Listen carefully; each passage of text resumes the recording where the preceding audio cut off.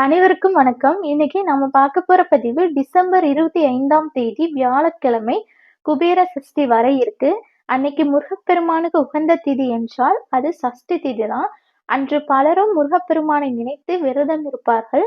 அதிலும் குறிப்பாக குழந்தை பாக்கியம், திருமணத்தில் தடை, இப்படி இந்த மாதிரி திருமண வரம் வேண்டி போன்ற இன்னும் பல வேண்டுதல்கள் நிறைவேற சஷ்டி திதி மிகவும் உகந்ததாகவே சொல்லப்படுது. இதுல தேய்பிறை சஷ்டியிலும் இந்த வழிபாடு நம்ம செய்யலாம். பொதுவாகவே வளர்பிறையில வரக்கூடிய சஷ்டி திதி அன்று முருகப்பெருமானை நாம் வழிபாடு செய்தோம்னா நம்ம வாழ்க்கையில் அனைத்து விதமான வளங்களும் சௌபாக்கியங்களும் பெற்று வாழலாம். அந்த வகையில் குபேர யோகத்துடன் வாழ்வதற்கு குபேர சஷ்டி நாள் அன்று நம்ம செய்ய வேண்டிய வழிபாட்டு முறை பற்றி தான் இந்த பதிவுல நம்ம தெரிஞ்சுக்க போறோம்.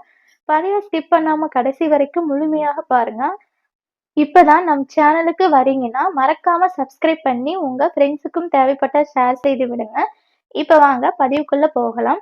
பொதுவாகவே யார் ஒருத்தவங்க தங்களுடைய வேண்டுதல் நிறைவேற வேண்டும் என்று நினைக்கிறீர்களோ அவங்க முருகப்பெருமானுக்குரிய சஷ்டி திதி அன்று விரதம் இருந்து வழிபாடு பண்ணி முருகப்பெருமானுக்கு உகந்த நைவேத்தியங்கள் ஏதாவது வைத்து வாசனையுள்ள மலர்கள் வைத்து தீபங்கள் ஏற்றி முருகப்பெருமானை வேண்டி வணங்கினால் அவர்களுடைய பிரச்சனைகள் அனைத்தும் நீங்கி முருகப்பெருமான் அருளை வணங்குவார். அந்த வகையில் குபேர சஷ்டி திதியான டிசம்பர் மாதம் 25ஆம் தேதி வியாழக்கிழமை அன்று சஷ்டி திதி என்பது இருக்கு.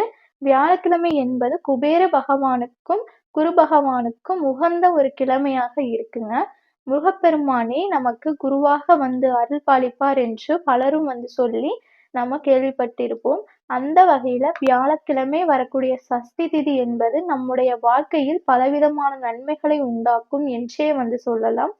மேலும் அன்றைய தினம் குபேர பகவானுக்கு உகந்த தினமாக சொல்லப்படுவதால் நாம் செய்யக்கூடிய முருக வழிபாடு நம்மையும் நம் குடும்பத்தையும் குபேர யோகத்துடன் வாழ வைக்கும். அன்றைய தினம் ராகு காலம், யமகண்டம் நேரத்தை தவிர்த்து மீதம் இருக்கக்கூடிய எந்த நேரத்தில் வேண்டுமானாலும் இந்த வழிபாட்டை நாம் செய்யலாம்.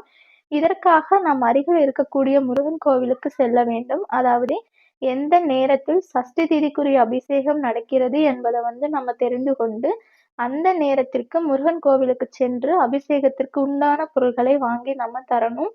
அதிலும் குறிப்பா பார்த்தீங்கன்னா சந்தனம், பன்னீர் போன்ற பொருட்களை வாங்கி கொடுப்பதனால் நமக்கு நல்ல செல்வ செழிப்பு உண்டாகும்.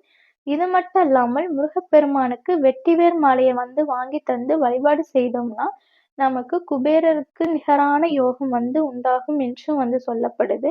ஒருவேளை அருகில் இருக்கக்கூடிய முருகன் கோவிலுக்கு போக முடியல அப்படிங்கிறவங்க வீட்டில் இருக்கக்கூடிய முருகனின் படத்தை சுத்தம் செய்து சந்தனம், குங்குமம் வைத்து விடுங்க.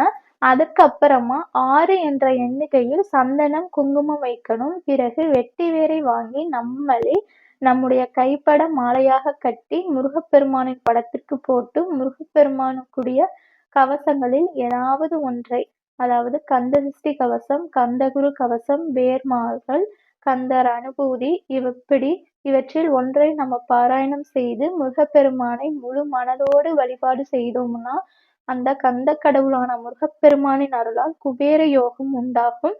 இந்த வகையில் குபேர சஷ்டி நாளன்று முருகப்பெருமானை வழிபாடு செய்தவர்களுக்கு குபேர யோகம் கிடைப்பதோடு மட்டுமல்லாமல் முருகப்பெருமானே குருவாக இருந்து வழிநடத்தி செல்வார்.